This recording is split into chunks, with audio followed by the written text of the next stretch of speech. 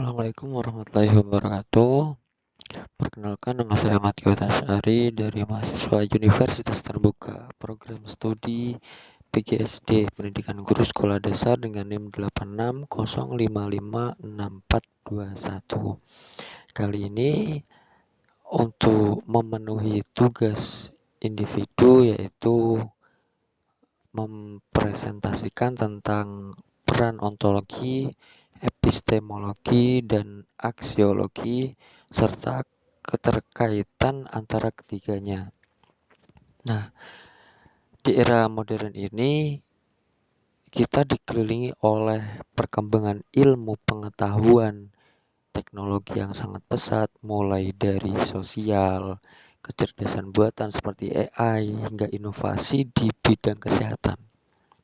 Nah, semuanya itu adalah sebuah ilmu yang memiliki peran besar dalam kehidupan manusia.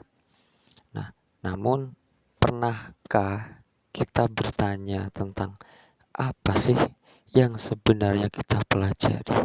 Apa sih itu? Apa sih AI? Dan bagaimana cara kita menggunakan AI? Bagaimana cara kita menggunakan teknologi itu? Dan apa sih kegunaannya? Kira-kira bermanfaat atau tidak? Nah, pertanyaan ini membawa kita pada pembahasan yang berdasar, yaitu peran ontologi, epistemologi, dan aksiologi dan keterkaitannya. Nah, sebelum kita lanjut pada pembahasan, kita sedikit menyinggung filsafat menurut para ahli seperti Plato, Aristoteles, dan Kant. Pada dasarnya, filosofi itu adalah sebuah usaha manusia untuk mencari kebenaran secara mendalam dan menjadikannya sebuah dasar dari semua ilmu pengetahuan.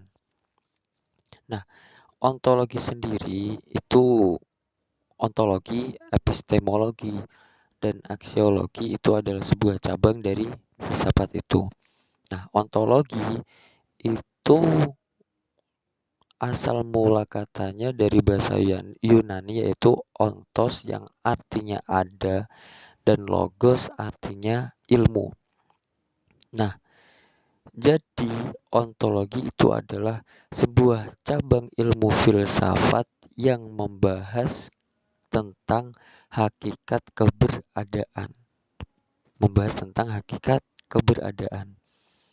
Atau sesuatu yang menjadi objek kajian ilmu.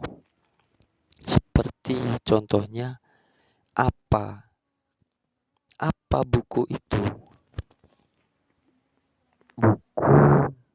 Buku itu adalah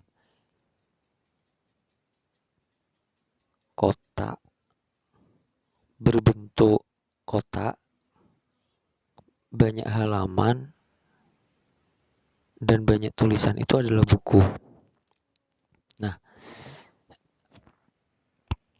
setelah itu kita akan berlanjut pada epistemologi. Epistemologi berasal dari bahasa Yunani, yakni epistem yang artinya pengetahuan dan logos artinya ilmu.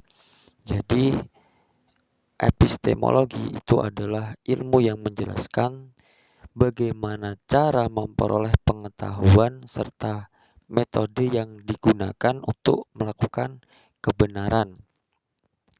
Jadi pada awal pembahasan ontologi, kita membahas tentang buku. Apa sih buku itu? Buku adalah lembaran yang mempunyai banyak halaman. Itu adalah buku. Tapi secara epistemologi, bagaimana buku itu digunakan? Nah, buku itu digunakan untuk satu, membaca, mencari referensi. Seumpama kita mempunyai tugas kuliah, kita ambil dari buku ini. Itu bagaimana cara menggunakan buku sebagai referensi. Kemudian kita berlanjut pada aksiologi. Aksio itu dari bahasa Yunani aksio dan logos. Aksio yang artinya nilai dan logos artinya ilmu. Jadi aksiologi itu adalah ilmu yang membahas tentang nilai dan manfaat ilmu secara bagaimana ilmu tersebut digunakan. Jadi aksio itu identik dengan nilai.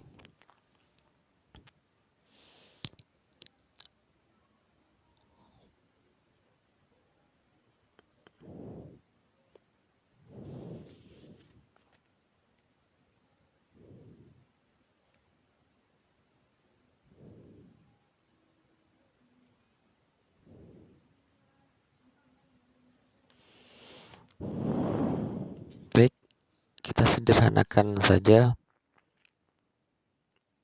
Seolah ada ibu-ibu yang tidak mengetahui apa itu YouTube. Akhirnya bertanya, YouTube itu apa?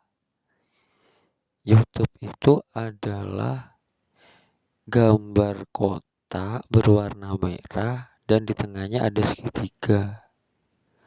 Segitiga berwarna putih. Seumpama orang itu belum mengenal YouTube. Nah, akhirnya pada epistemologi kita bertanya, bagaimana cara menggunakan YouTube? Ada di mana YouTube itu? Kita cari terus, YouTube itu apa? Bagaimana? Nah, ternyata bagaimana YouTube itu digunakan? YouTube itu digunakan sebagai media yang isinya berupa video, konten, dan sebagainya. Dan secara aksiologinya, YouTube itu kegunaannya apa? Kira-kira bermanfaatkah untuk kita dari konten-konten yang di-upload, negatif atau positif, seperti itu. Jadi ontologi, epistemologi, dan aksiologi ini merupakan cabang utama filsafat ilmu, pilar utama filsafat ilmu agar satu, memiliki objek yang jelas, metode yang sah, dan tujuan yang bermanfaat. Nah, dengan pemahaman filsafat ilmu, kita dapat bersikap lebih kritis, lebih bijak, dan bertanggung jawab dalam mengembangkan dan menggunakan ilmu pengetahuan tersebut. Karena pada akhirnya kita tahu bahwa ilmu bukan hanya tentang bagaimana menjadi pintar, bagaimana buku itu tercetak, tetapi bagaimana menggunakan kepintaran itu untuk kebaikan. Seperti itu. Jadi intinya adalah ontologi itu apa, epistemologi itu bagaimana, dan aksiologi itu untuk apa.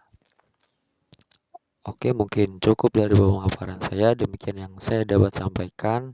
Apabila masih ada penjelasan yang kurang memaham, saya mohon maaf yang sebesar-besarnya. Wassalamualaikum warahmatullahi wabarakatuh.